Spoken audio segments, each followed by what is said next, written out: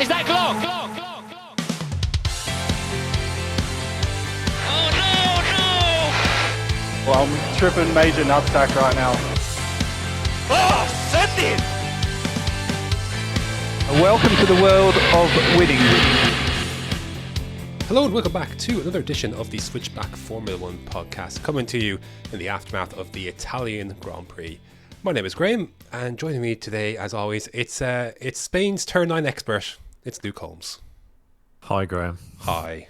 Sorry. And why did you have to bring that up? I don't know. I couldn't think of anything else this week.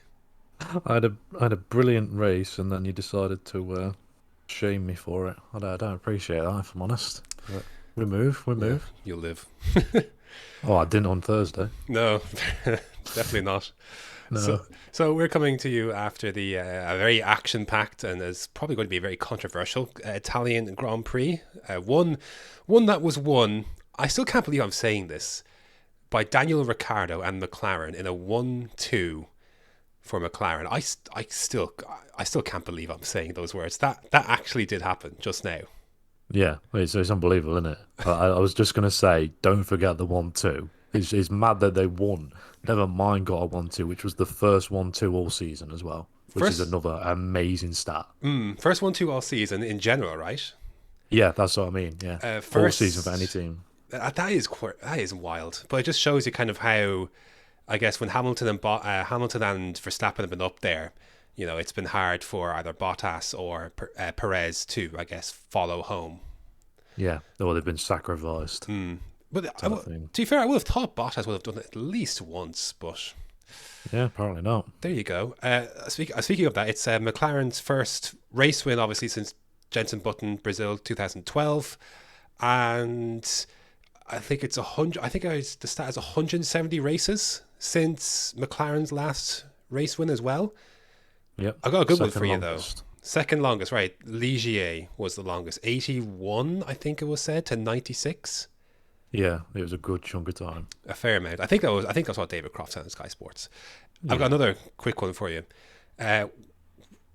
When was the last McLaren 1-2 before today? I have the answer, but I'm curious. 2010. They said it in comms, I believe. 2010? Did they say it in comms? Yeah, I think they did. I'm not sure. It is 2010. Do you remember the race? No. Any guesses? USA. I don't know. They were in the USA in 2010. I don't know then. You're close though. Canada was the. Yeah. It was Lewis Basically Hamilton. the same. Yeah, pretty much. No offense to my Canadian friends. Lewis Hamilton ahead of Jenson Button that day. So, yeah. But before we get into all that kind of craziness, it finally happened. The driver news. I feel like how many drivers were confirmed this week? At least 5, 6. Yeah, there was 6. I think 6. Officially confirmed. So the first domino, obviously, to fall was once the Raikkonen retirement thing was out. It was only a matter of time before for Alfa Romeo announced Valtteri Bottas. That happened on Monday. Bottas finally announced by Alfa Romeo, which gave then Mercedes the opportunity to announce George Russell on the Tuesday. Yeah. So again, classic how they handle it, same way as Esteban Ocon and Racing Point when that handled that. They wanted to announce, they wanted Mercedes to announce Ocon as their driver before Racing Point announced Stroll. So, interesting one that one was. Yeah, it's just for PR, isn't it? Yeah. So finally came there, and then we got news during the week that both AlphaTauris were retained. So Pierre Gasly was a no-brainer, but Yuki Tsunoda was also retained, and then Williams announced their full driver lineup with Alex Albon signing for Williams and Nicholas Latifi being retained for another season. So I guess Alfa Romeo and Bottas first. There's not a ton to say here. We've discussed this kind of at length. We've discussed Bottas. We've discussed Alfa Romeo and the project there. We talked a few weeks about the project that was, that Fred Vasseur was talking about and what they're building. It does seem like a really good operation to buy into, a project to buy into. And I think for Bottas, I think that's going to be a nice spot for him to land. That team is going to be one to watch, I think, in the future. Yeah, and it's going to be built around him, isn't it? Like I think they've made it clear that they're going to go for young driver alongside him. So it's going to be Bottas's team, and he's going to be the one pushing the team forward. And was it just me who seemed to think that he seemed like a different person this weekend? He seemed like he had a load of weight lifted off his shoulders. I don't know why. Just seemed to be back on it again. That was literally the expression I was going to use. Like, it was like a weight off the shoulders. So yeah, very much so. I guess with nothing to lose or to, I guess he's nothing to prove at this stage either. Like, that's it. You know, we know everything about him, don't we, at this point? So that's it. Not much to say about Bottas and Alfa Romeo. It's going to be a good partnership, I think, going forward. And Bottas, I think, will be, nice change of scenery. I think will do him good. Let's move on to Russell and Mercedes. Now, obviously, this has been coming for a while. George Russell is, I think, deep down, there's a fire in there.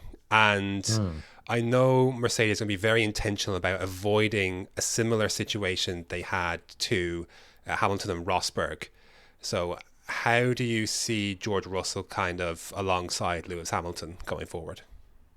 I think, well, Lewis is only going to be there for a year, I believe, anyway. So I don't think he's going to get the time to build up like he did with Rosberg, because that was a long time before everything started boiling over. So for me, George is going to want to learn, and he said he wants to learn off Lewis and get to understand the team, get to be part of the project and take it forward properly rather than going in guns blazing, which I think a lot of other drivers would do, is trying to show that they've got what it takes to beat Lewis. I think George is just going to take it one race at a time. So I don't think there'll be any form of conflict at all. Mercedes, I believe, are trying. They say that there's not going to be, like, he's not going to be a number two and that kind of thing, equal treatment. But they want to. Was the term condition him? There was a particular phrase that I think that was thrown out to, I guess, to talk about, like, kind of avoid the same kind of Rosberg Hamilton situation. So definitely using some of their past experience, I think, to I guess plan ahead should anything kind of kick off, or I guess just kind of nip things in the bud before it even ever becomes a problem. Yeah, I was literally just going to say they've got to get it on it early rather than letting things develop and get worse over time. I think Russell's going to be a really good addition at Mercedes. I think his time, I probably, I was thinking about this during the week. I wonder if he didn't crash like that at Imola under the safety car, whether he'd already be in a Mercedes. I wonder if Mercedes saw that and thought maybe he needs one more year and iron out mistakes like that. Maybe, but we don't know what kind of things goes on behind the scenes. He could have been told, right, you're here for a certain amount of time anyway, so regardless of what you do, we're keeping Valtteri for this amount of time. So you never know, but I'm guessing it probably was a factor. You'd think, wouldn't it, like quite a big mistake like that, a lot of pressure to try and deliver points for the team, and then he puts it in a wall, and one of the easiest scenarios to not put it in a wall. Yeah, like a situation like that cannot fly at a top team. I always remember, what always vividly stuck out to me was 2006, Felipe Massa, big leap up from Sauber to Ferrari, and a spin in turn one, heading down, I think, chasing Alonso, and it's like this is not a thing Ferrari drivers do. That was the expectation. That was the standard back then. And, well, little did they know, 12 years later, they'd be known as mission spin now. But yeah, so things have changed, but that's what Mercedes have built, and that's the kind of thing you can't be doing. So I think we've seen less of that from Russell this year as well, in terms of those mistakes. Again, obviously Imola, it depends, hard to, that's going to be an interesting one as well. But this year, rather, obviously the incident with Bottas is what I'm referring to. But yeah, I think he'll be good. I think it's time. And just excited, So I was excited when we had to wait all last year when Sainz was announced early for Ferrari, had to wait that process out. And I think similar situation. I think I just can't wait to see him in the car and see what he can do. Yeah, I'm really looking forward to it. I want to see him push Lewis to the max and see how good he actually really is. Whether people are actually saying he's overhyped, and I don't think he is, because I think he's an absolutely brilliant driver, but if he lives up to my expectations is what I'm looking for. So that'll be fun to watch going forward. The other announcements, so Let's talk about the Williams scenario, because we talked about last week about the Alex Albon thing and the, Toto Wolff, and we're happy to work with him, but he needs to kind of release some of this Red Bull stuff and etc. etc. Christian Horner saying he'd be happy, we want to do the right, basically saying want to do right by Alex, and seems like they finally got all that stuff on the kind of sorted to get Albon into a seat for next year. Yeah. So was he released from Red Bull, but they've still got an option to bring him back? Yes, is what I read. That is, I'm reading the article here. That is correct. Confirmed he released. Albon will be released from his contract next year, though they retain future options on his services. Yeah, it's very cloudy. It's not exactly saying he's out of Red Bull completely, but he's probably more than likely is. I think he's allowed to have Red Bull on the helmet next year. There's talks about sponsorship kind of elements here. It's gonna be a strange one. Yeah, it's going to be we're seeing a Red Bull style sponsors on one Williams. It's going to be very F2 vibes. Yeah. Isn't it? Yeah. Kind of as well coming out in that article as well as on Race Fans. That I didn't consider last week, and it makes a lot more sense when you think about it. I think it basically boils down to like Mercedes wanted to protect their engine IP essentially at Williams and confidentiality. So I read that, I was like, oh, that makes that. You can understand why Wolff would have been apprehensive beforehand. So it makes sense why, he wanted some of these particular clauses, I'm sure, that are riddled in his contract throughout, like intel sharing and that kind of thing. Yeah, but obviously Red Bull have put Alex in there to get that information. That's the only reason he's there, right? Could you imagine? They screw him over and then just, like, Alex, we need you to go undercover in Williams and drive around in the midfield for 3 years and give us all the info you can get. So what about Albon himself then? I think I was always of the opinion that he probably was going to get another shot in F1 somewhere. Especially with Red Bull kind of not doing him dirty, but in a sense they kind of left him to dry in many ways for this year. And like Wolff was saying as well, like I do think he belongs in an F1 seat, and he's going to get a chance to, I guess, show everyone again, like he showed at Toro Rosso, why he was considered in the first place. The thing is, I hope he gets the time, because I feel like Albon's career in F1 is very rushed. You know what I mean? Like he wasn't even confirmed to be in F1 until a couple of weeks before he actually got announced, and then gets moved up to the big team halfway through his rookie season against one of the best drivers we've seen in a very long time, and then doesn't perform and then gets dropped. So hopefully he gets the time at Williams to make that team his own and grow with the team, because they're going in a great direction right now. And I think signing someone like him, who's got experience at a top team and the knowledge to take them in the forward path that they're on right now. Yeah, absolutely. Sorry, I was dying for a sec. Yeah, I heard. So you're making an excellent point, and I'm just dying, swallowing my tea the wrong way. I see to stop drinking. Apparently, is what I'm learning here. Yeah. So yeah, I'm excited to see him back in F1. I guess in a team that I think matches, I guess, his ability. Yeah, because like Red Bull was probably it was a bit too much for him, but maybe something else could suit someone else better, like we're seeing with Gasly and AlphaTauri. Yeah, but like I said, though, I think he just got dropped in the deep end too quickly and wasn't given a chance to steady himself before he got chance to adapt. You know what I mean? Like it's one of them. Some drivers need time to adjust to the new cars. You can't just go from F2 up to F1 and then go from a backmarker team or a midfielder team, as what Alfa Tauri was back then, to then go into the front runner team. It just doesn't work like that unless you're Lewis. Yes. So the other aspect of this deal is that it, I think, has left Nyck de Vries basically, looking like he was going to be not a shoo-in, but getting onto the grid. It seems like he's going to be left out here. I think that Williams one was the one he needed, and because there's an article on Race Fans, I think it's Fred Vasseur speaking over the weekend. Quote, De Vries looks complicated for me because he's strongly linked to Mercedes. it's much easier for us to deal with someone who's under contract with Ferrari than someone who is under contract with Mercedes. So I know we've talked about kind of Alfa Romeo having a bit more kind of choice over their drivers and not having so much external pressure from Ferrari, but it seems like they want to keep a good relationship regardless. And it makes sense for them to maybe think about fostering a Ferrari talent, even if they don't have to do it. Yeah, it's weird that they say it's hard for a Mercedes driver though when they've been linked with Alpine drivers. The favourite for that seat is Guan Yu Zhou. So I don't get what he's saying with the Mercedes relationship being difficult when they're trying to. The one that's being rumoured is an Alpine driver. I would imagine if Guan Yu Zhou is signed, that he's probably released from the Alpine stuff. I imagine his move simultaneously would you just cut the tie and in you go, because that Alpine link means absolutely nothing in the context of that seat. Yeah. So that would be my my thought on that.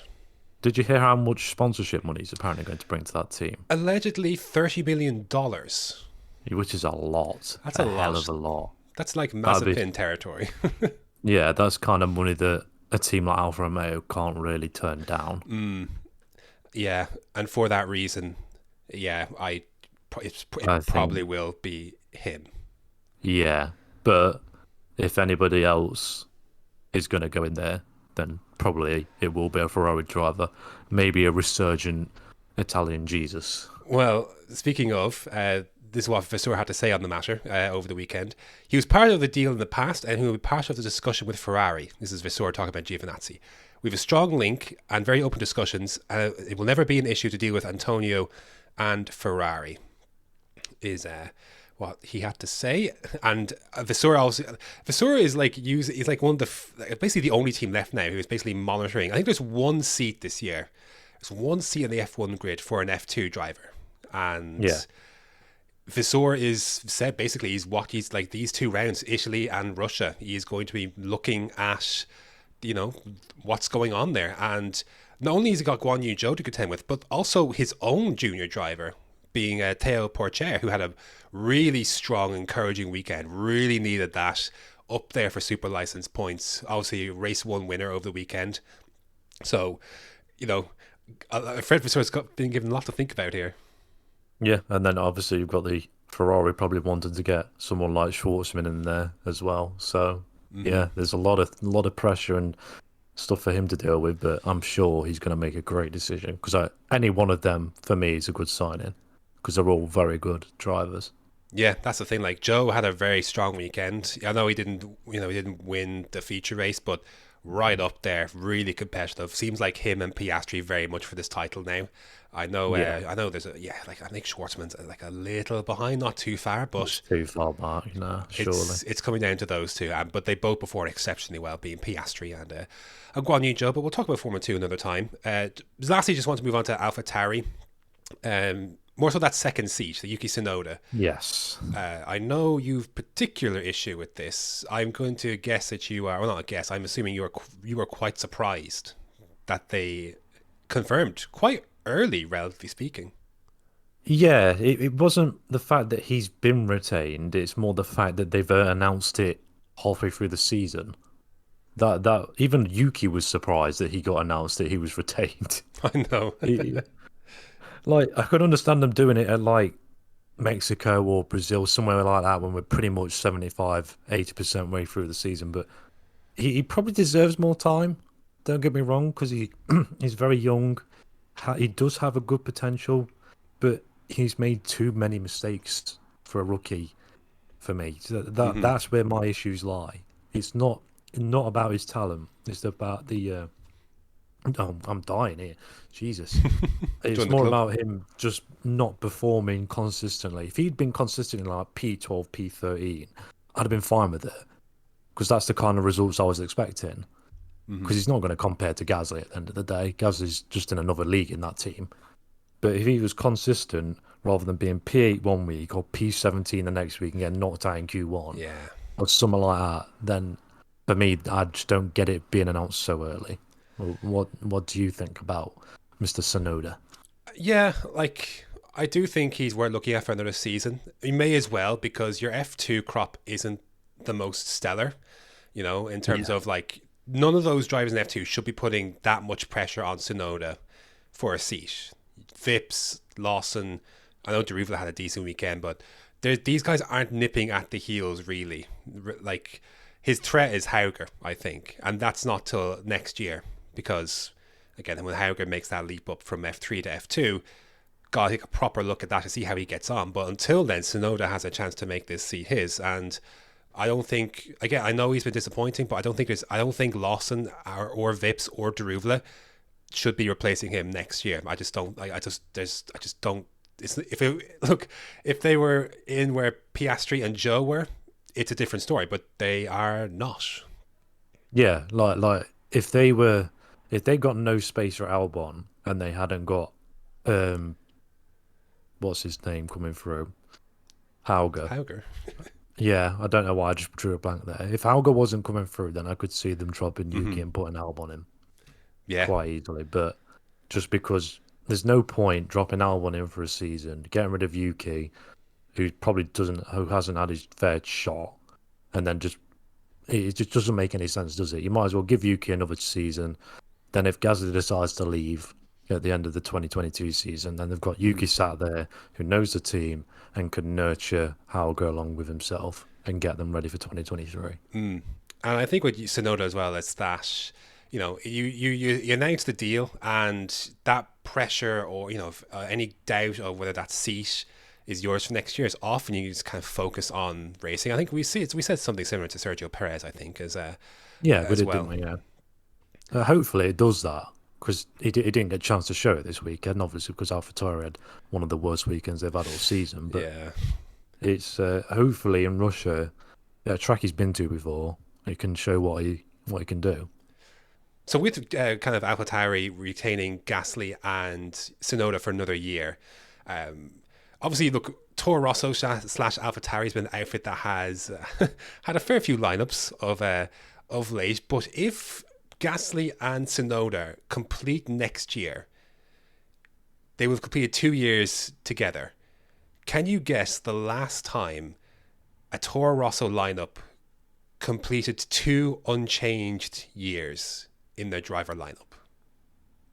Oof. Max and Sainz.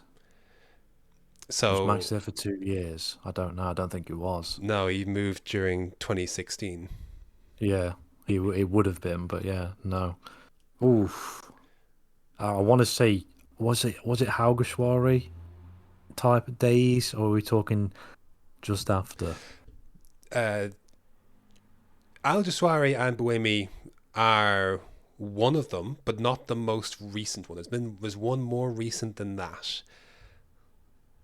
Oof. It's got to be Danny Rick and someone then, surely. Daniel Ricciardo is one of them. Can you name the other driver? Who was with him at that point? Who was with him? I genuinely don't know. I'm genuinely struggling for it. I want to say Kvyat, but I'd say that's too early. Kvyat is too early. I'll give you a hint. He's French. He's French? He's French. It's not Bourdais, is it? No, Bourdais was way before, long before right? that. Yeah. French. Am I being really dumb here? The 2 years this driver was with Toro Rosso for 3 years in total. 3 years? 3 years. I don't know. 2012 to 2014. 2012. Also partnered Daniel Kvyat in 2014. I'm genuinely mind blown. Kind of fell off the calendar basically after the driver lineup after that. Okay. Yeah. Double barrel first name. Yeah, still no. Jean-Eric Verne is the answer we were looking for. Wow. Yeah. No, I would have, if it had said J, I would have got it straight away, but yeah, no, you say it, yeah, that makes sense. So Ricciardo and Jean-Eric Verne completed 2012 and 2013 together before obviously Ricciardo moved up to Red Bull, and that was the last time that they've completed 2 years uninterrupted with the same driver lineup for 2 years. You've jinxed it now. If You do know this, don't you? If Tsunoda gets replaced mid-season, that's. Well, if Hauger's dominating F2, why not? Nah, it won't happen. They'll let him win that title. That leaves us in with the other Williams driver that was retained, being Nicholas Latifi. I've not been Latifi's biggest fan. I think he has earned himself an extension based on 3 races, basically, in 2 years. Now, I will say he was, this weekend, the Italian Grand Prix, he didn't score any points. This was the best we've seen of Nicholas Latifi. I don't care about Hungary. I don't care about Spa, where he got points, obviously, for him, for the shenanigans there. This weekend, being Italian Grand Prix, was the best we've seen of him. I would not have given him a 3rd year based on that, but there's something, maybe if he's turning a corner, I guess we'll find out. But it's been coming for a little bit, so I can't say I'm surprised at this re-signing. But what were your thoughts on, I guess, officially Williams retaining Nicholas Latifi? It makes sense, doesn't it? It's one of them where a lot of teams are going to play this angle. The consistency of having the same drivers going from this year to the new cars is going to be a big factor, and it has. Like we've seen it up and down the grid. A lot of teams have already signed the drivers down before the season had even started. So for me, retaining him, it's not what I wanted to see, but it's one of them where I'm like, right, I get it. And he did do a really good race today. I will give him his due. He was fine for points and up there with that mid pack. Mm-hmm. And I'll bring this up later on in the podcast itself because I do find it quite interesting what I've got to say about it. But hopefully now he can progress and just keep going forwards rather than going 1 step forward, 2 steps back like he's been doing since he joined F1. He seems to build himself up and then put it in a wall, and build himself up and put it in a wall again, or do something silly. So hopefully, and I've said hopefully a lot in the last 2 minutes, but hopefully he gets his act together and sort of fills the void that Russell's going to leave. I know that's a big ask, but be the team leader and help Alex come into that team, because that's what Alex is going to need. He's going to need, what's the word? He's going to need to come into it with open arms rather than, and be in an environment that he feels welcoming rather than being in one where he's under a lot of pressure. Of course, former teammates Alex Albon and Nicholas Latifi were damned, I believe, in 2018. Yes. You alluded to continuity, which is a big reason that Jos Capito has alluded to as to re-signing Latifi. So I got a quote. It was a difficult decision because there are a couple of really good and promising drivers out there. For us, we finally got what is a combination of youth and Formula One experience, and also a really good fit in the team. And then speaking about Albon and Latifi particularly, they have a very good relationship, said Capito. At the stage where Williams is right now, we have to make sure that we have a good relationship and communication between both sides of the garage. And as they work together in the past, they know each other. This was also something that was taken into consideration. With Nicky, of course, we want to have a continuation as well. I'm not keen on changing 2 drivers at the same time. And not just that, because Nicky is doing a really good job this year and is still improving. I think he can even be a step up next year. But don't disagree with that. Yeah, so the key philosophy there is that you kind of get insight into kind of Jos Capito's kind of some of his team building philosophy. He doesn't want to change 2 drivers out at the same time. And I couldn't help but think, looking at the Haas kind of situation today, that I don't know what they've done for their long term by sticking in 2 rookies and the kind of drivers they might want to lure in the future, by kind of setting this precedent where you've got 2 rookies in, and it's a difficult situation there. So I could fully understand why Jos Capito has wanted some aspect of continuity with Latifi at least. Yeah. But I think this is going to be the year. Next year is going to be the year where we wield the axe on Latifi's F1 career, if he's been very much the same as this year, because there is too many good drivers out there, not without a seat, that should be in there instead of Latifi, in my opinion, anyway. I'd even say Giovinazzi deserves it more than he does. So at least one more year for Latifi then. Yeah. Right. Shall we move on to the Italian Grand Prix itself? Yes. 40 minutes later, basically. So it was the Italian Grand Prix, return of sprint qualifying, obviously for the weekend. Any thoughts on the Friday qualifying session before we move into the sprint qualifying? You don't like qualifying? Well, you only say that because you were out and about watching flipping your team get thrashed 6... No, that was Saturday. Sorry. That was Saturday, yeah. I would rather... it's not that I don't like qualifying on a Friday, because I like it that it's different, but I just don't get the point of practice 2 being on a Saturday after Parc Fermé's on. Yeah. It makes no sense to me. I don't get why you can't have both practice sessions on a Friday like we normally do, and then have no practice on a Saturday, have qualifying in the morning, and then have the sprint race in the afternoon. To me, that just makes more sense. Yeah, I'm fully there with you. Once Parc Fermé is on, like, why bother having more practice? Tired, learning, sure. Yeah, but at the end of the day, if the car's not great, then it's not going to be good on its tyres. And it's just a whole because there's nothing you could change. Different ball game. Yeah, like literally you can't change a damn thing. So it makes no sense. So I just think they need to have a rethink and try and reorganise it. I know they can't do it for the next one, but if they do decide to carry this on next year, then please just make it more logical. But the actual qualified session itself was great. The next one that we still don't know where is occurring. We want to say Kota, but probably not. They may sort it out soon, because these races are going to be coming thick and fast here. They may sort out where they want to do it. I think they're waiting on a confirmation that the event's definitely going ahead before they commit to it. So it was Valtteri Bottas of all people though who actually was starting on pole for the sprint qualifying, and really dominated. Yeah, he was on it. I know there was a general slipstream shenanigans that occurred, and we knew that to expect that, and it was arguably just as ridiculous as we thought it was going to be. But Bottas, more in the pits than anything, wasn't it? Yeah, pit lane stuff kind of.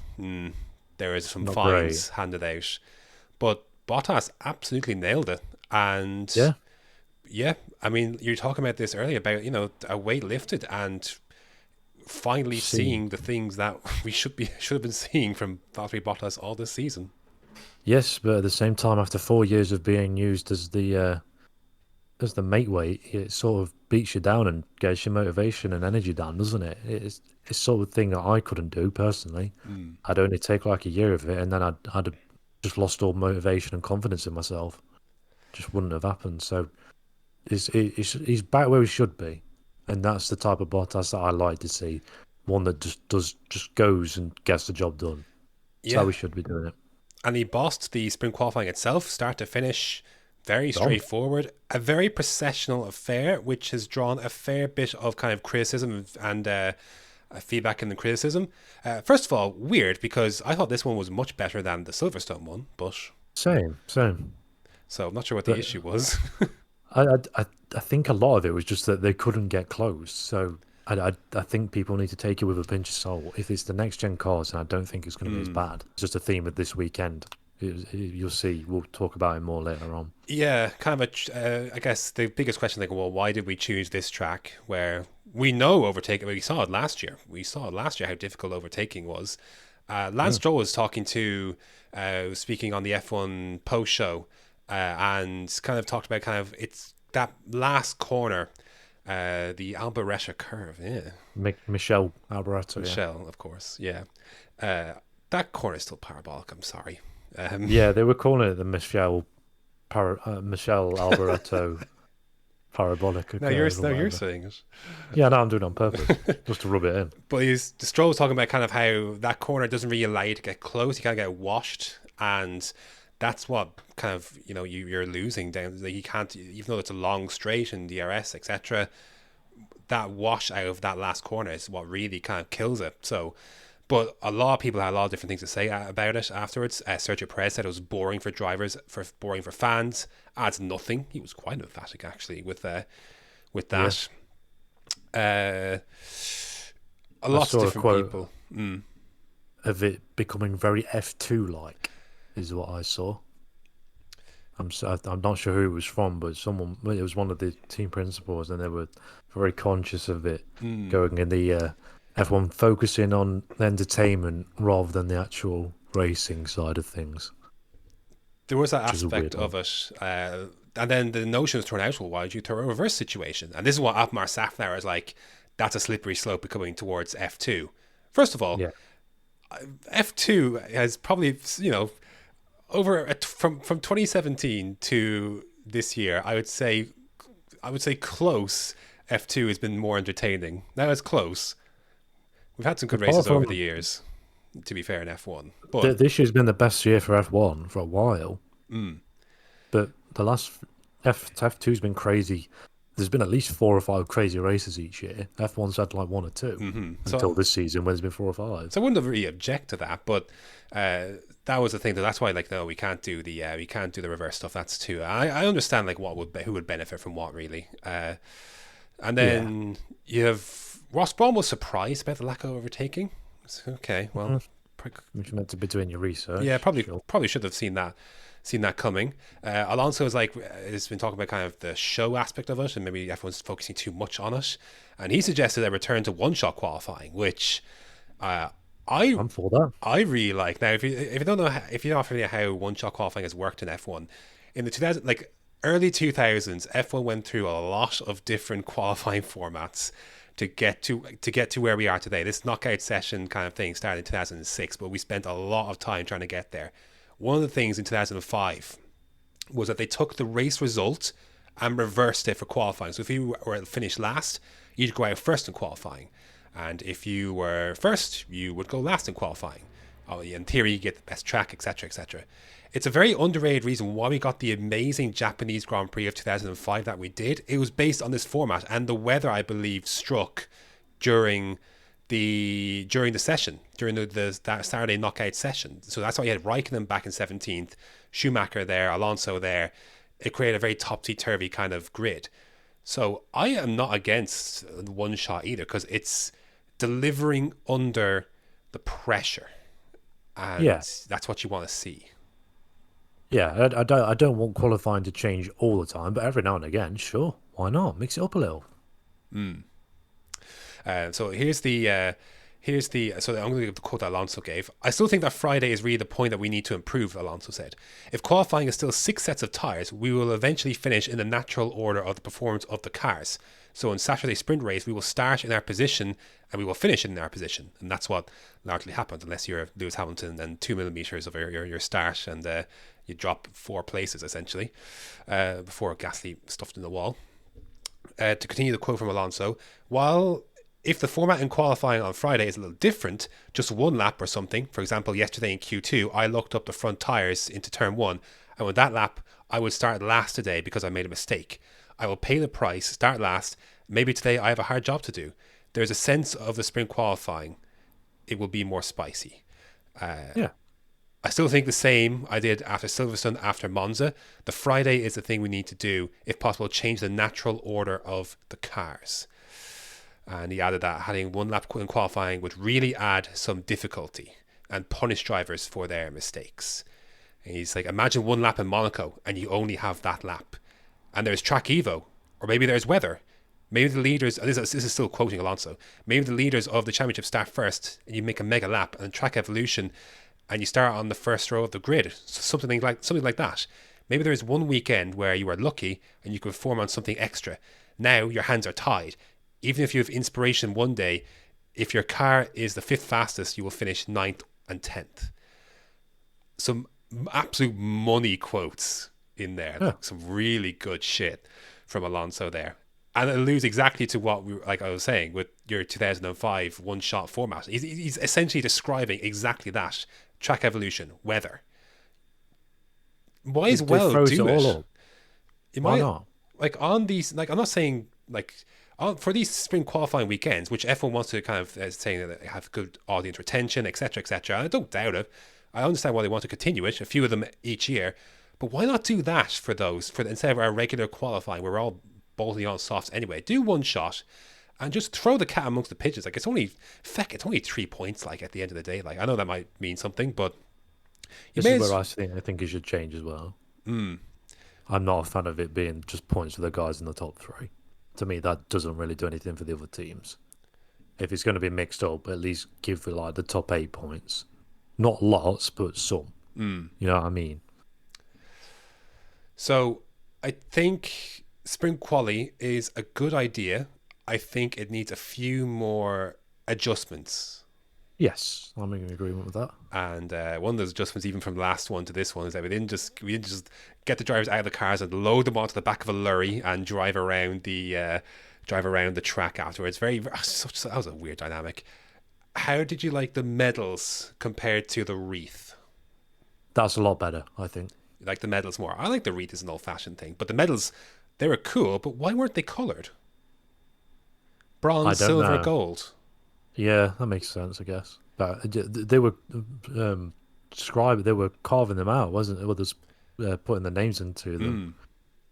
Did you see the failed pole position thing that F1 put out on their Instagram account, where they weren't expecting Bottas to take pole and then Photoshop Bottas over the top of Max Verstappen? No, I didn't. And you can still see Max's arm underneath Bottas's arm. It's brilliant. No, I didn't. Check it if you haven't. Go to F1's Instagram and just look for Bottas being confirmed as the fastest qualifier or whatever is the Pirelli speaking or whatever it's called.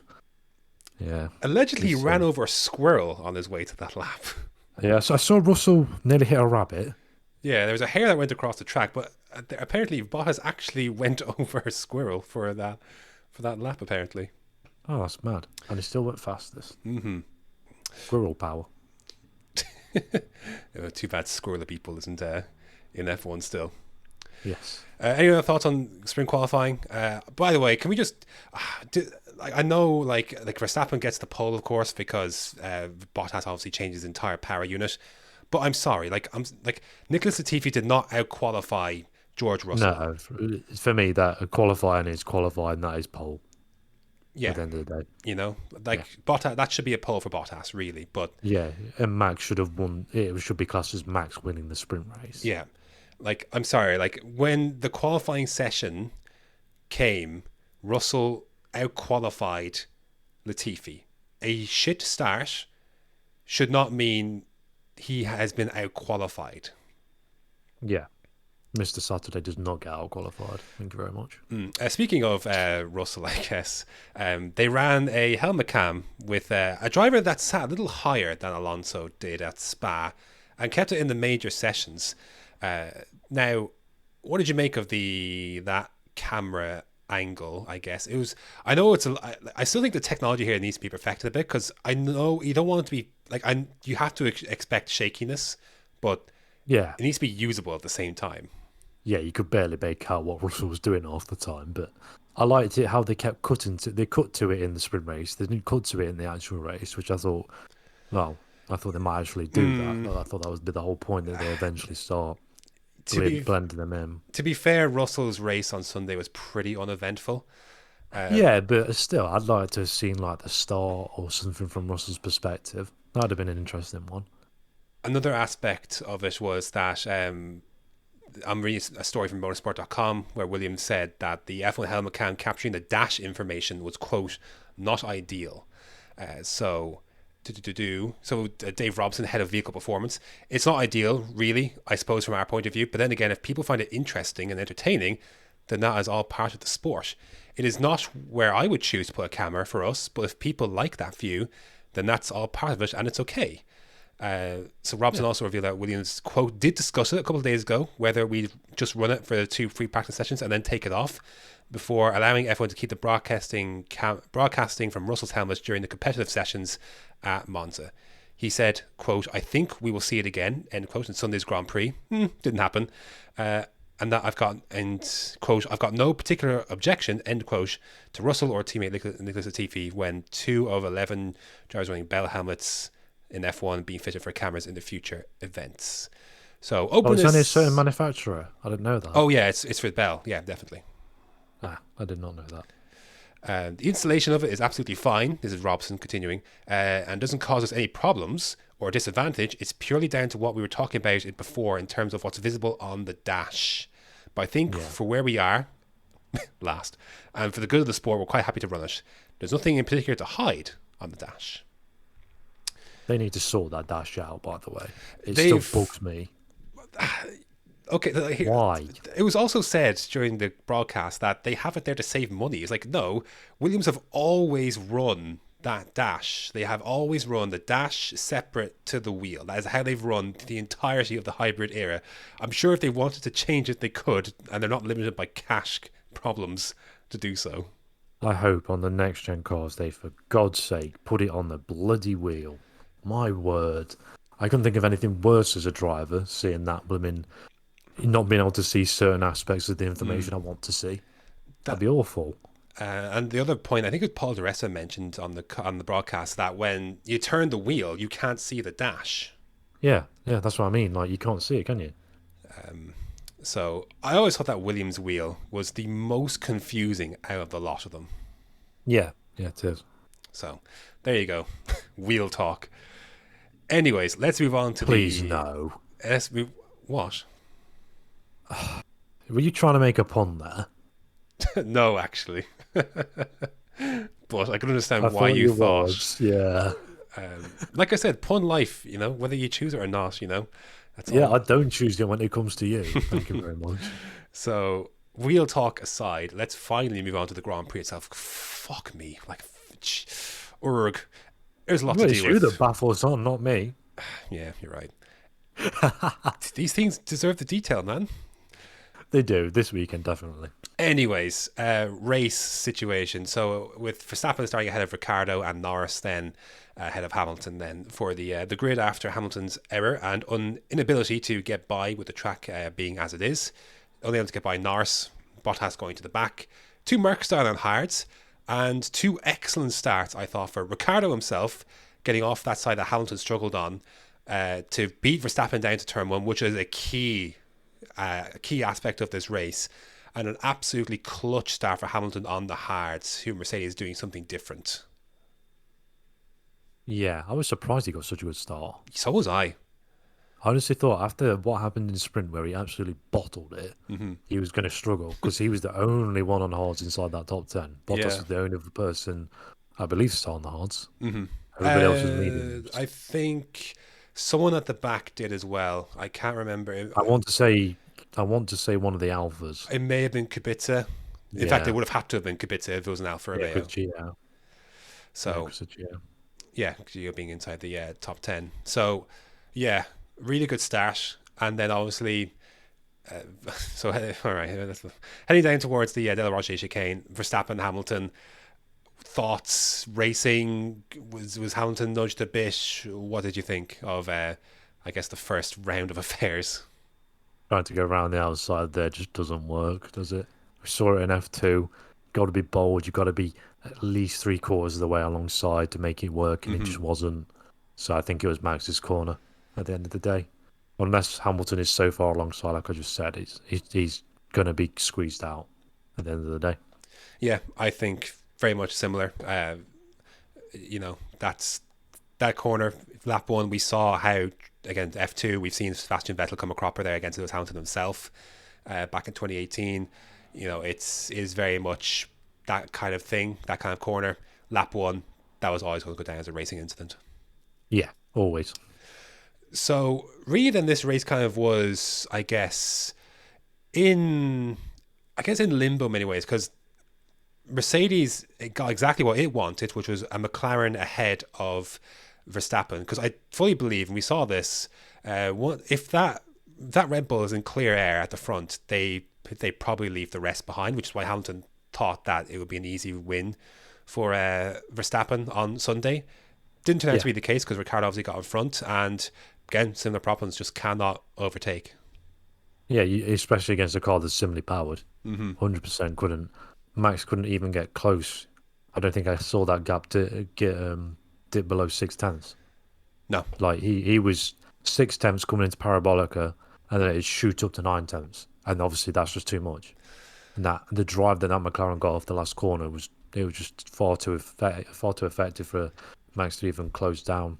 So you'd get no further than 6 tenths. So yeah, everybody was the same pretty much, unless your name's Bottas. Well, he had no problems overtaking, to be fair. But Yeah. I don't know now with engine modes if it's car specific or if it's overall. But it wouldn't have surprised me if with a brand new unit in there, they jacked up his revs on Friday. Or, Oh yeah, you know, definitely. his engine settings, or for whatever was there, those are locked in. And that, because obviously it was this time last year that that rule was introduced where you couldn't have your quali modes anymore, or if you did, you were using them for the race as well. Yeah, and by the looks of it, he was absolutely flying on them straight. So he must have had that engine cranked up. Got to have. I'd imagine so. Let's talk about this before you move into winners and losers, because let's just get this out of the way. I don't want to spend a ton of time on this because, yeah, we don't need more, I guess, of it. Coming out of the pits, Hamilton, Verstappen, a slow stop from Mercedes. Well, not as slow as Red Bull, obviously, but push Hamilton right alongside, essentially. Verstappen heading into turn 1. Verstappen commits to the inside line for turn 2. Contact is made. In retrospect, a very scary incident where Hamilton was actually hit on the head by the rear wheel of Verstappen, but the cars mount. Both are out of the race. What was your take on the latest Hamilton Verstappen incident? Racing incident, as I'm sure many people agree with me. But if you don't, then you're an idiot. At the end of the day, if they both could have done more in that situation, which is why I said it was a racing incident. Lewis could have left more space. Max could have missed the corner altogether. Simple as that. Yeah, there's a few different dynamics at play here. One, Verstappen should never have been in that position. Yeah. Like, all right, okay, control what you can control. I like that as a phrase, as a thing. Race start, okay, Verstappen could control his destiny had he got a good start and sit ahead of Ricciardo. All right, it didn't happen. Pit stops, 11 seconds, can't control that. And I think he was very irritated, was Max, understandably so. After that, obviously, they had initially decided they were going to box, and then McLaren called Ricciardo in, and then they did the opposite. There was nothing in those medium tires to do an overcut. Honestly, I watched Verstappen's on board. It's a miracle he didn't crash. Those mediums were absolutely horrid. They were done. He was trying to save the back end through Ascari. They were horrible. He wasn't getting past Ricciardo regardless. That pit stop put him behind Norris and basically behind Hamilton and behind Bottas, crucially on track as well, with Bottas on the hards. Yeah. That was the unseen part that it was going to happen coming forward. So I think he was a man on a mission at that point, was Verstappen. He was always sending that car up the inside there when he got alongside. And I think he was sufficiently alongside to Hamilton. As long as he's within that rear axle, he's fine. Mm-hmm. So, could he have backed out? Sure, probably. I think Hamilton definitely could have left more space. Yes. Very similar shades to Maldonado, Valencia 2012, where he's, again, a similar situation, probably squeezed Maldonado out.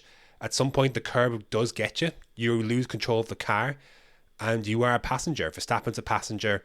Hamilton is a passenger. Very similar situation, I think. I will say, Verstappen isn't blameless. The phrase "what goes around comes around" probably applies here. Got away with it in Imola. Arguably got away with it lap 1 here.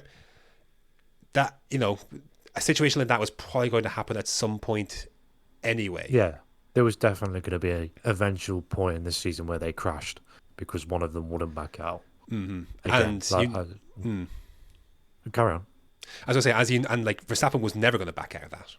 Yeah, definitely not, especially not when he's pissed off. Definitely not.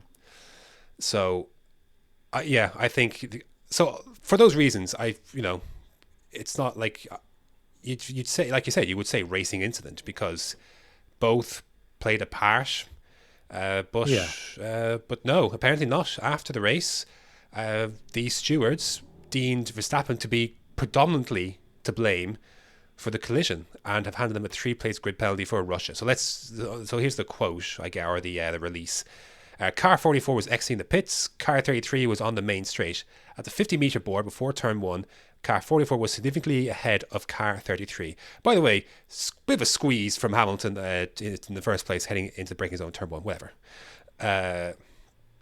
Car 33 braked late and started to move alongside car 44, although at no point in the sequence does car 33 get any further forward than just behind the front wheel of car 44. Let's stop right there. That is more than alongside. Mercedes at Silverstone argued that a gap less than that was alongside. Yeah. Okay, so just point that out. During the hearing, the driver of car 33 asserted that the cause of the incident was the driver of car 44 opening the steering after turn 1 and squeezing him to the apex of turn 2. The driver of car 44 asserted that the driver of car 33 attempted to pass very late and should have given up on the corner by either backing off sooner or turning left behind the curb. Fair points by both drivers. But why have they given Max a penalty then? The stewards observed on CCTV footage, that the driver of car 44 was driving an avoiding line, although his position caused car 33 to go onto the curb. Right. But further, the stewards observed that car 33 was not all alongside car 44 until significantly into the entry into turn 1. In the opinion of the stewards, this manoeuvre was attempted too late for the driver of car 33 to have, quote, the right to racing room. No, I disagree with that. While car 44 could have steered further from the curb to avoid the accident, the stewards determined that his position was reasonable and therefore fined the driver of car 33 was predominantly to blame for the incident. In the coming to the penalty, the stewards emphasised that they have only considered the incident itself and not the consequences thereof. And Verstappen got 2 penalty points licensed, which is his first of the current 12-month period. I don't... They so many different clauses in that, like alongside and etc. Like car 44 could have given more room. I don't know how you come to the point where you're like, okay, right, penalty. Surely you say like all those things you come across and like, how does that not scream racing incident? It literally contradicting each other. Like they're saying, oh, this one does this, but this one does this, but this one does this. To me, that's a racing incident. That just, like you say, screams racing incident. Yeah. It's one of them that it's going to be very controversial, isn't it, for the rest of the season now, if things go a certain way. It sets a very weird precedent going forward, especially because people were incensed about Hamilton's 10-second, which did nothing to hinder his ultimate race result. A 10-second stop-go, I think, would have been justice then. 10 seconds is piss nothing for Mercedes around Silverstone. They made that up. He won the race. People were very unhappy then. This penalty here... Yeah, go on. I was just going to say, if Max was able to carry on and won the race, fair enough. Yeah. But he didn't. Both of them are out. Yeah. So, look, I don't want to spend a ton of time on this because, again, it's a very divisive it's a very toxic and divisive subject. The bottom line is that there is a 3-place grid penalty to come for Verstappen. Whether we don't know if Red Bull will try and appeal it. I don't know. There's a 3-place grid penalty to come. We believe that Verstappen is going to take penalties anyway. It seemed like they were weighing up Sochi regardless. Do you think this probably we just like screw it, do it all this weekend for Sochi? Yeah, like I said to you over WhatsApp, I said unless Red Bull have got a significant pace advantage, then I think they'll just pull the trigger because you can overtake at Sochi. So I think this is the track they'll end up doing it at. And why not? You might as well at that point. You're already getting a penalty. You're already going to be out of position. That car is more than capable of getting back into the top 5 in the race. And we've seen Red Bull and Verstappen do it. I think it was 2018. They ran the alternate strategy and Verstappen made up lots of places to get back to a top 5 finish, I believe, that day. Yeah, was it not like 12 overtakes and like 10 laps, something like that? It was crazy good. Mm-hmm. Now, look, whatever you feel about the penalty, if you find that to be harsh, whatever, okay? That people have different opinions. What I take exception to more so is the comments that came from Toto Wolff afterwards. calling it a tactical foul. No. The implications of so what you're saying, he compared it to a tactical foul in football. Now, how divisive was that foul in the Euro finals between, was it Chiellini and Sacco, I think, coming up the wing for a counter attack? Like, it kind of sparked the conversation of, should that be a red card? Because you know what you're doing very clearly. That was a different kind of thing, but that's what Wolff compared to football was basically what, he compared it to a tactical foul in football. What you're implying is that Verstappen deliberately crashed Hamilton out. Who does that benefit at the end of the day? Max doesn't gain anything. Lewis doesn't gain anything. One of them could have won the race from there. We don't know. Who benefits? And you can't be going around throwing accusations around like that. That's just bizarre to me. So he's speaking to Sky Sports. Toto Wolff says the stewards are going to decide who is to blame, who is predominantly to blame. I guess we've seen that in the past. But I would say in football, they call it a tactical foul. He probably knew that if Lewis stays ahead, that is the race win possibly. The implications to call that a tactical foul, you're basically implying that he deliberately crashed the other car out. Yeah. We can't be sure that he didn't, but I'm 99% positive that he didn't. I just can't get over, like, that. What you're saying there is he deliberately crashed out another driver. That is a very, very, very strong thing to say about another driver's integrity and so on. Yeah. I don't like it, and Horner was disappointed. I think I'm disappointed that Toto would say it would be a professional foul. I think it's a racing incident, and thankfully nobody was injured today. Very lucky, by the way. Very lucky. Very, because that wheel was going. If Max was spinning his wheels, that could have been a lot worse. Also, how do you feel about Hamilton trying to reverse while Verstappen's walking by with another car on top of Hamilton's car? Not only that, while Max was still in the car. In the car is different though. He's walking by to Hamilton's left, and you can see the movement of the car jerking, trying to get out. Yeah, to me that's just inconsiderate.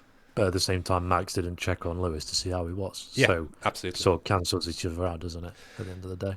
So, yeah, I again, the incident, whatever. You can make cases argue for and against. Did Verstappen have this coming to him? Likely. I'm sure if there are some suggestions that if Silverstone hadn't happened, it wouldn't have happened. I think Ed Straw of the race put it best. An unstoppable force meets an immovable object. Yeah. Neither was going to back down, and that's your result. I think it's racing incident, but does it actually matter? I actually don't think it matters. It just makes Red Bull's mind up for a grid penalty. I actually think long term it actually does not matter in terms of the penalty itself. Doesn't do anything really, does it? So that's the last I want to discuss of that, really, because let's move on to winners and losers, because despite all of that, Daniel Ricciardo put himself, he did exactly what he needed to do at every single opportunity. That stuff shouldn't have mattered. He was at the front of the race from the start, he did control the pace to an extent, ran his race, was ahead of Verstappen. Again, you believe that if Verstappen was ahead, he probably pulls away. That didn't happen. They aced the pit stop. He was coming out of Verstappen ahead regardless of the slow stop. If Red Bull do one of their usual, or I guess the slow stops, these days 2.6 seconds or whatever, Verstappen was always coming out behind Ricciardo. Ricciardo was exactly where he needed to be to win that race, and he did everything right. Honestly, it's one of the best drives we've seen all season. Mm-hmm. Just everything was spot on. Yeah, he didn't put a foot wrong. It was brilliant. That was the drive of a man who knows how to win a Formula One race. Yeah, if that's Lando, he cracks. If Ricciardo isn't behind him, I'd say you're probably right. Yeah, just because it's a lot of pressure. Whereas Ricciardo's been in that situation 7 times before. Mm-hmm. He knows he's been in a worse situation than that. Just look at Monaco, for God's sake. Yeah. He shouldn't have won that race, and he somehow did. You could argue that for a few. Like, Daniel Ricciardo does not win boring races. They always seem to have some sort of chaotic element. But there's something to be said for him rising to the top in such an instance. Yeah, definitely. He was great. Like, from Friday, arguably from Spa, we never got to see the race in full, but he put himself in a very good position on that day, on a day when Norris crashed, which again, as we said, kind of he talked about kind of been more an error, I guess, than the conditions on that qualifying session. Ricciardo qualified fourth that day, and so it's not that it hasn't been coming. It's he was on it all weekend with Ricciardo. This was a very, very deserved result.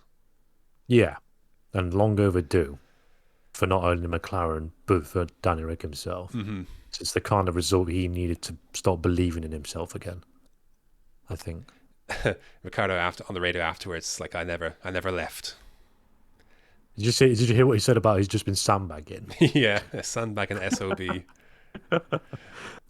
Brilliant. I love him when he's in such a good mood. He's such a good driver and such a good character in the paddock.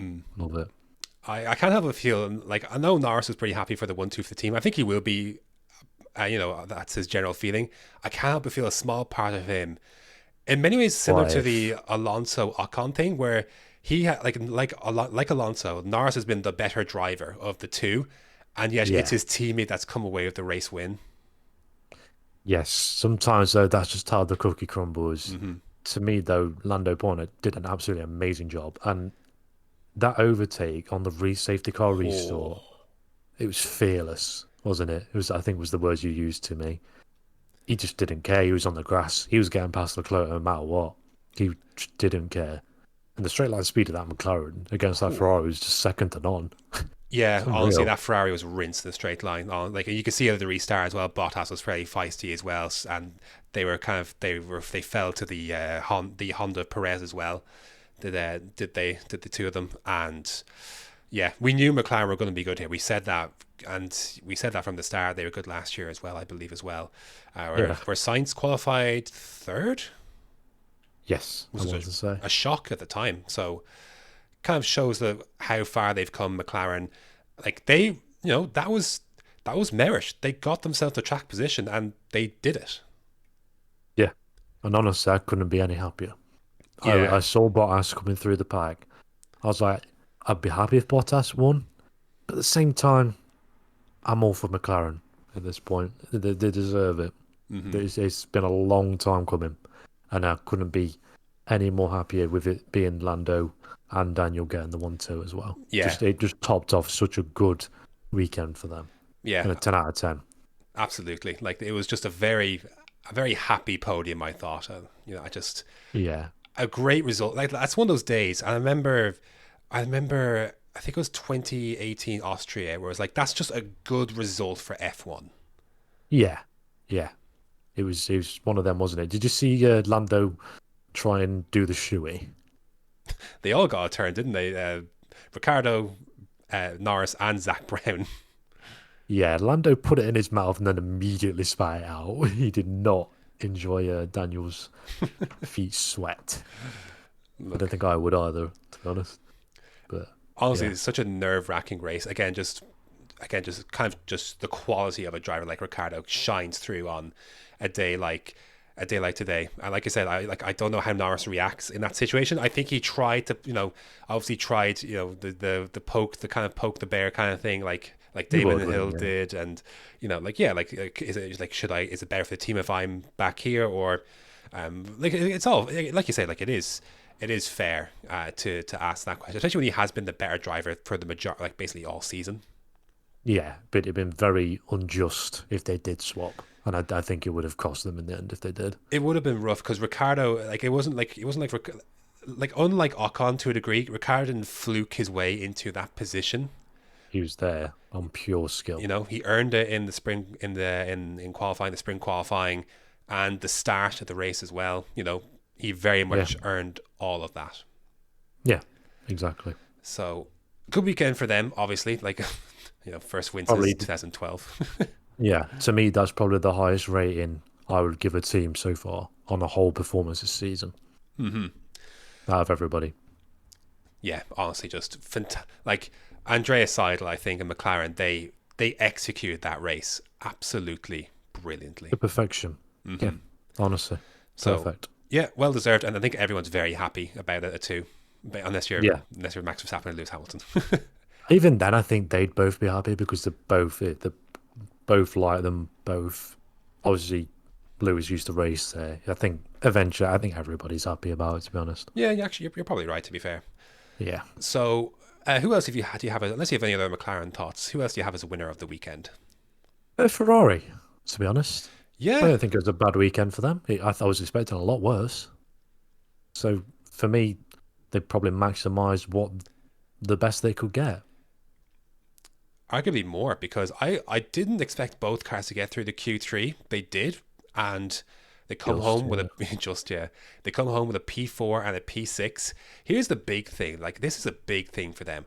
McLaren took all those points, and Ferrari are still only 14 and a half behind after all of that. That is huge. Yeah, and there's some not great McLaren tracks coming up. Like we talked about this track being damage limitation. McLaren got the best possible result because obviously Ricciardo stole fastest lap there at the end as well. Yeah, that was just another brilliant icing on top of the cherry on top of the icing, wasn't it? They took and more, you could arguably say, because obviously Ricciardo got himself an extra point for finishing third in sprint qualifying. So McLaren got more than they could possibly have ever imagined, and Ferrari are still only 14 and a half points behind. It's a win. For me, it is definitely on a weekend that Leclerc was apparently unwell as well. Yeah, those guys both fighting issues, more so personally for Leclerc, and obviously Sainz bouncing back from that big accident in FP2. Scoring. Yeah, so yeah, big recovery there. Sainz needed to drop off again at the end of the race, which allowed Perez to finish ahead of him. So Perez splitting the Ferraris. I'm not sure what happened. Sainz has had a few issues recently with it. I don't know what happens at the end of the race. It just seems to tail off a little bit, because he was in that DRS part with Bottas, Perez, Leclerc as well. Yeah, he was the back of that train, wasn't he? Mm-hmm. Yeah. It's a shame, but I think he'll eventually get on top of it. Yeah, it doesn't take away from the fact he's still having a very good season, as are Ferrari. So again, McLaren enjoying the rewards here, as they deservedly should, but they're definitely not done. This is not a comfortable margin by any means for them, and Ferrari will be back. 100%. 100%. I'm going to move on to another winner of the weekend. By the way, just for the random thing here, everyone inside the top 10, other than Sainz, who stayed where he started, everyone else gained positions. I didn't know that. Ricciardo, there's a graphic here from F1. Ricciardo, Norris up 1, Bottas obviously up 16, Leclerc up 1, Perez up 3, Russell in 9th up 5. So good weekend across the board there. I'll just quickly mention Valtteri Bottas as a winner of the weekend, because I mean, what more could he have done? Stuck it on pole position for qualifying, won the sprint quali, tore through the field. He's even before Verstappen and Hamilton, he was going to be a fascinating wrinkle in this race. Like he made excellent progress, absolutely flying on those hards. He got himself a podium, a very fair reward for what has been such his strong weekend for Bottas, easily the best of the season.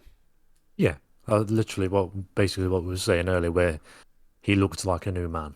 Mm-hmm. He looked like the Bottas of old. So it's brilliant to see him actually doing and showing us what he can actually do, because that isn't what he's done in the last couple of seasons.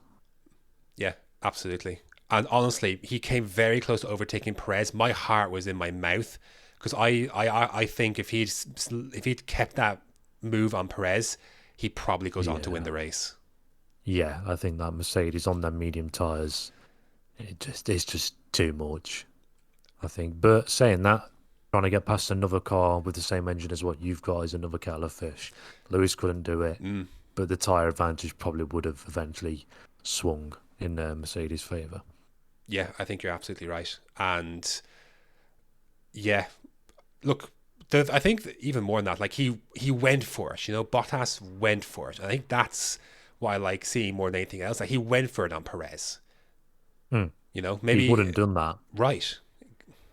He was eyeing up quite a few moves into turn one, but backing out quite obviously because he was just too far back. But he kept looking, and I was like, he normally wouldn't do that. He'd just normally stay on the racing line and not bother to even look. Like he was setting the moves up before he'd even tried to get there. If you know what I mean, he was trying to force them into a mistake. I think kind of learning from what Hamilton does, where he learns where the drivers are going to go and then tries and forces them wide, makes them go deep or whatever, and then eventually gets past. So, yeah, brilliant. I'll throw this next one as well because I've shit on him, especially last week, but a very good weekend for Lance Stroll. I had him down as well. Very quiet P7. Now, look, needlessly shoved his teammate off lap 1 of the race. Not great. No investigation for that, like no penalty. Very surprising, given that Ocon got slapped with 5 seconds after. By the way, a kick in the face to Lewis Hamilton of 2019, given that Leclerc basically did the exact same thing and got away with it. Yeah. Bad precedent set there. Bad precedent set there. That might come up again in the future, but it definitely will come up if it happened with the leaders. Oh, 100%. So, underrated aspect of that race. But, yeah, Stroll, look, good points finish. It does nothing really to change Aston Martin's overall projection, really, on the season. They're going to finish 7th more than likely. But made up some points on AlphaTauri today, at least with Stroll's very underrated 7th place finish there. Yeah, it sort of came out of nowhere, didn't it? He sort of flew under the radar in that one. Was he a beneficiary of the safety car? Gosh. Must have been, because I don't think he was anywhere, really. I know Russell definitely was. Yeah, Russell and Alonso definitely did. But I'm not sure that's the only reason I can come up with Stroll being where he was. He might have been in the points, I don't know. I think he was in the points, and if it was, then that's fair. He was obviously helped a bit as well with the obviously Verstappen and Hamilton coming together. But yeah, good result for Stroll. Good win of the weekend. Who else do you have? Williams. On the whole, yeah, I guess you could say that. This is what I wanted to. I started going into this earlier on, and I was just going to say, can we class them as a midfield team now? Because they're not a backmarker team anymore, in my opinion. They're definitely a cut above Haas. There's absolutely no doubt. And I think they're above Alfa Romeo now, to be honest. Maybe not in qualifying, but definitely in the race. Both cars, basically on the edge of the points. Like we said with Latifi, had a good race, was basically on the edge of the points. Russell got points which went under the radar. Yeah. So for me, they're not with the midfield, but they're definitely a lot closer than what they were. Hell of a lot. They've made strides. Definitely. Big strides. And there's more points, which basically solidifies their pair in the championship even more. 22 points now for Williams, with very much solidifying, especially with Giovinazzi's error, which we'll get to a little later. But yeah, the Williams thing I think is tough because they were not great. Like in qualifying, again, they should have shone more, like comparatively speaking. Technically speaking, both cars knocked out in Q1, other than for the sake of a last ditch invalidation from Tsunoda pushing Russell basically into Q2. But Russell was 15th there. Latifi, Latifi had a great weekend. He was ahead of Russell, I think, for most of that, for a good chunk of that race, and I think the safety car may have swapped those around. But to be fair, like Russell, he had Ocon behind him for a lot. I was actually watching a fair amount of onboard actually before we started this from Russell, because honestly, it's like nothing really. I feel like Russell didn't really drive a great weekend, but has ended up coming out with 2 points. Yeah, because his sprint race was awful. Yeah, by the looks of it, from what we didn't really see anything of him. We didn't even see the bad start he had in the sprint race. So on the worldwide broadcast, but I don't even think I saw him once in that race. I will say this, to be fair, to kind of to back up your point about Williams, he was out of DRS of Alonso for much of that second stint. Ocon behind, who finished 10th, had DRS like 7/10, and Russell was able to stay ahead of Ocon and resist that pressure. So I will give them that. Yeah. This is the first time, though, I think genuinely that I think Latifi was better than Russell on the weekend. Yeah, I agree. 100%. He probably was out of the two. I would have said Latifi deserves the points more than anything. Latifi, I believe, finished 11th in the end, but He did. definitely deserved the points. Williams have punched far above what they should have done this weekend. A few reasons for that, given the retirements of two AlphaTauris, Hamilton, Verstappen. Obviously helps a huge amount in that regard. So they've definitely left the weekend with more than probably what they deserve to get. Yeah, definitely. So, but yeah, definitely more points on the board. Never a bad thing. And again, really strong stuff from Latifi this weekend. By far, not even close. His best weekend in F1 by a mile. I will give a little winner to Alpine just for a few extra points they gained. 8th place for Alonso, 1 for Ocon there. On a weekend where AlphaTauri in the hands of Gasly looked really, really good. The fact that Alpine could come away with just a few extra points, 5 extra points, extend that margin to 11 points between them and AlphaTauri in the fight for 5th, 95 to 84. Just a good solid weekend, double points finish, little wins. Yeah, under the radar. I've said that a few times, but yeah, it was just quiet, wasn't it, for them? Which is absolutely fine if that's what gets the job done. That's what you need to do. Yeah. Any other winners of the weekend do you have here? No, actually, no. I'll mention Kubica.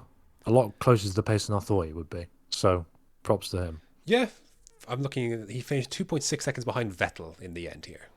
Exactly. Sorry. That's Giovinazzi. But 1.5, I think, was the gap between Giovinazzi and Kubica in the end there. So yeah, he got the job done. So for me, just a small token of his work. Yeah, solid input there. Obviously, second weekend filling in for Kimi Räikkönen, should be back for definitely will be back for Russia, you'd imagine. So yeah, solid stint for Kubica.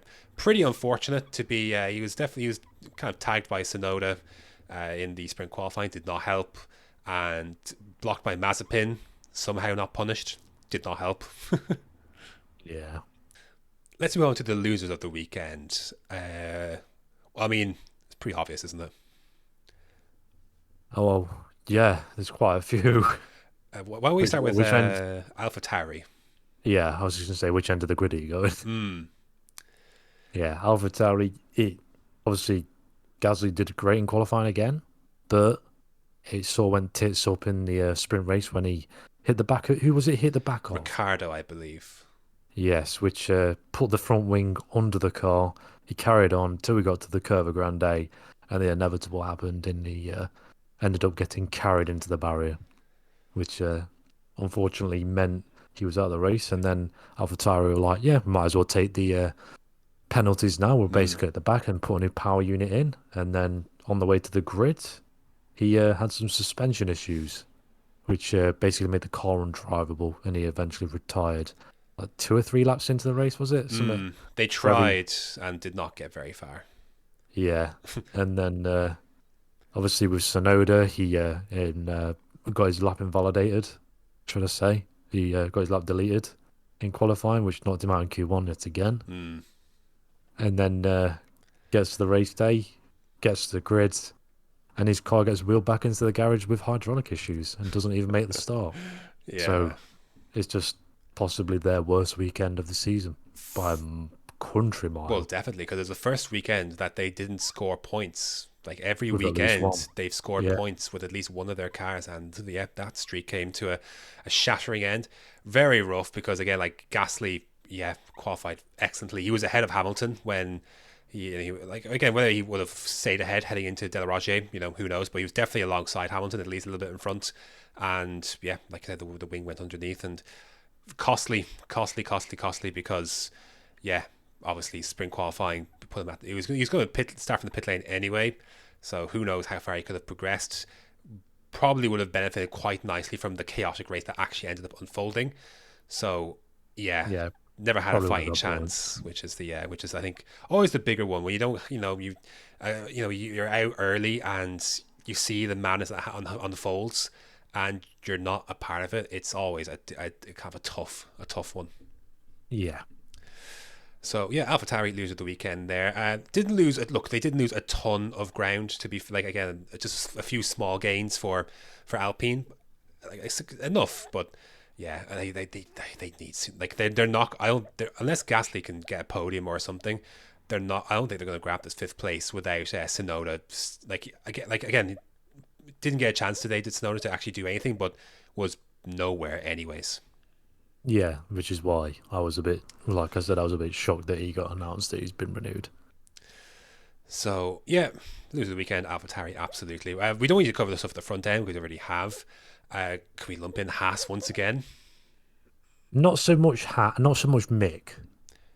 So I don't think Mick really did anything wrong. Yeah, Nick made a few errors himself, like hitting to the side of Vettel there, but yeah, definitely more so Nikita Mazepin, who, yeah, to be fair, finished ahead of Mick in the sprint qualifying. So I thought initially he had the pace. Did not translate to race day pace. I was actually on board just before we came on, just to have a quick look at the story. Mazepin really struggled on the hards. Warm up was really an issue, and then made things great for the team when he tagged the back of Schumacher heading to Del Rossi chicane after the safety car with I think a Hamilton Verstappen safety car. So yeah, that put Mick at the back, and Mazepin then proceeded to miss turn one twice before boxing, and then a para unit failure of some sort ended his race when he parked it at Ascari. But just again, the comments in the build up to the weekend about the situation, and then again making contact, and then saying that Mick turned across him when very clearly the rear wheel was tagged for the front wheel, not even close to being warranted, being like as Mazepin put it, turning in on him. Just absolute nonsense. And I do wonder what's going to happen at Haas, because this seems like it's getting close to reaching untenable. Yeah, and both of them are basically confirmed, but they're not confirmed for next year. So smart. could we see? I beg we see something happen, but it probably won't. Let's be real. Mick will probably just be told to get on with it because sponsors and stuff. Yeah, I do wonder, and this is very similar, I guess, to the Magnussen Grosjean thing.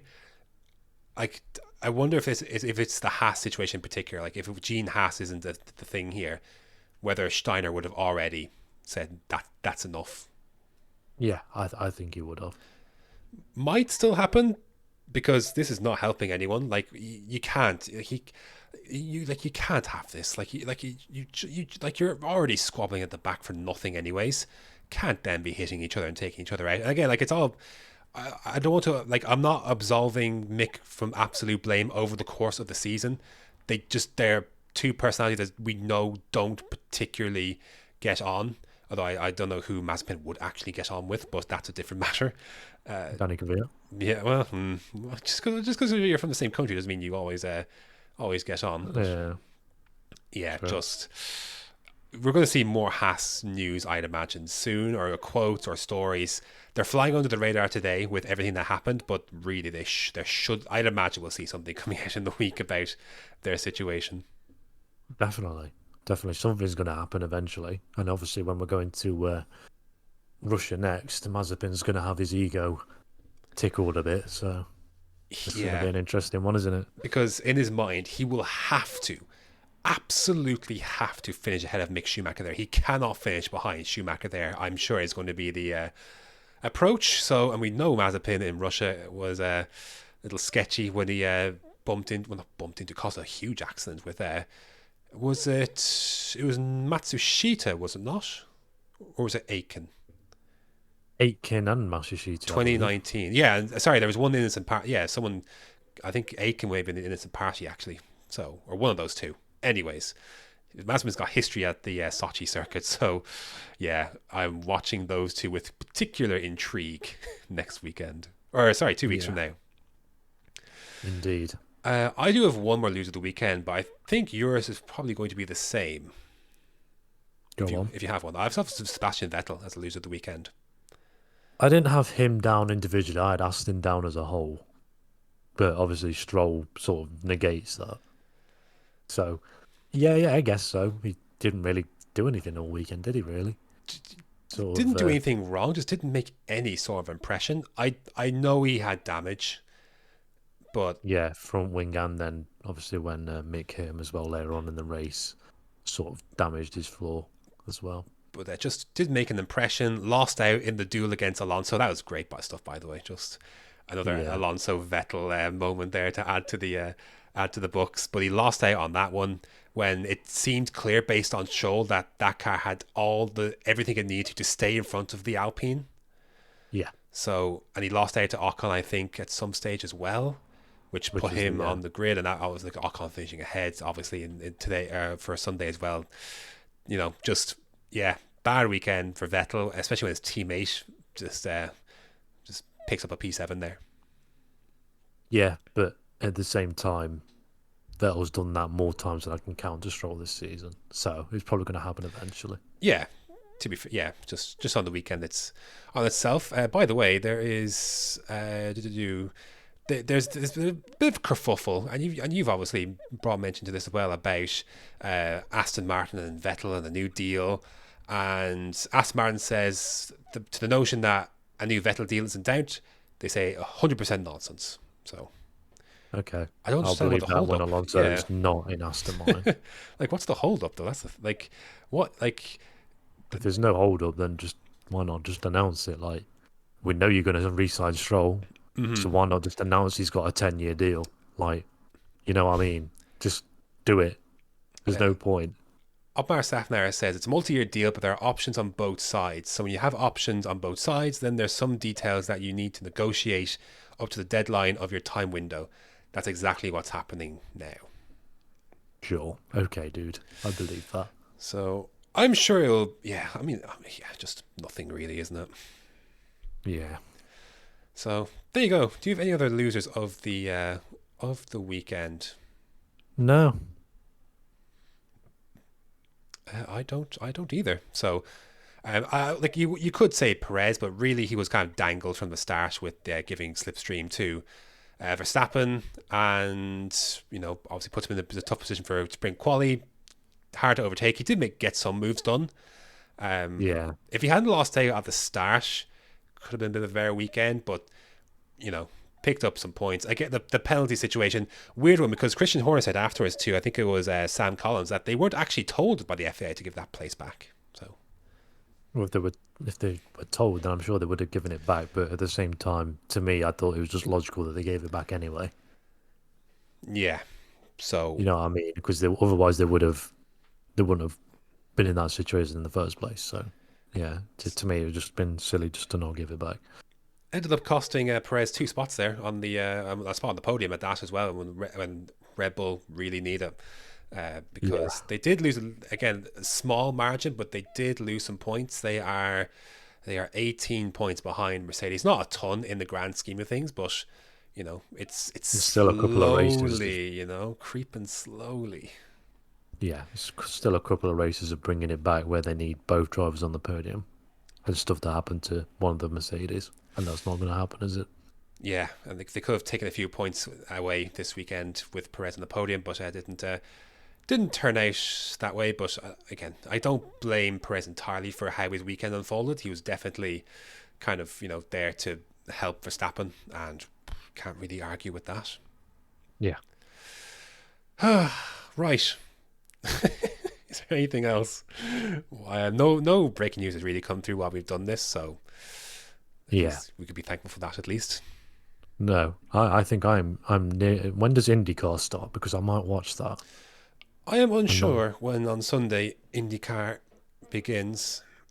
I might watch that this evening if it's on. I believe it said 9:00. So hopefully. Well, you haven't long to wait. Yeah.